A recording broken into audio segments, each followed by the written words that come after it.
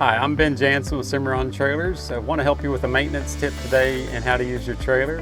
One of the questions we frequently get asked is how to use the hydraulic jack, both in regular times with the battery power and if your battery happens to be dead, how you can still hook up or unhook from your truck with this hydraulic jack. So the first step is we use Equalizer jacks. We have for many, many years. Hydraulic jacks by Equalizer. You have a switch and a key. So a good security thing is to remove the key when you're not using it. And to use the jack, simply turn the key on, then up or down. But that didn't work.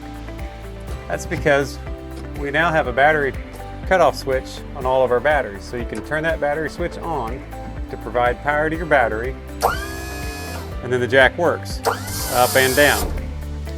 So what happens if your battery is dead? Maybe somebody left a light on and runs the battery down at a show and you need to use your jack. This has a hand pump on it.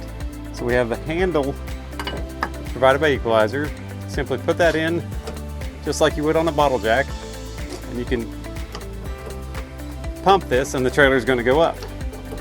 Well, what if you need to let the trailer down? There's this red thumb screw here on the side.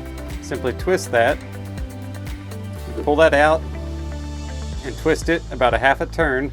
That changes the direction of the flow of the hydraulics. Then you can pump this jack, and about every 2 to 3 pumps it's going to lower. This is a great feature that Equalizer has that allows you to be able to unhook or hook up your trailer if your battery is dead. That's why we use Equalizer. They've been a great product for us. If you have any other questions, you're welcome to call Cimarron Trailers or Equalizer Jacks. Their phone number is on their cover and also on the switch box. Thank you.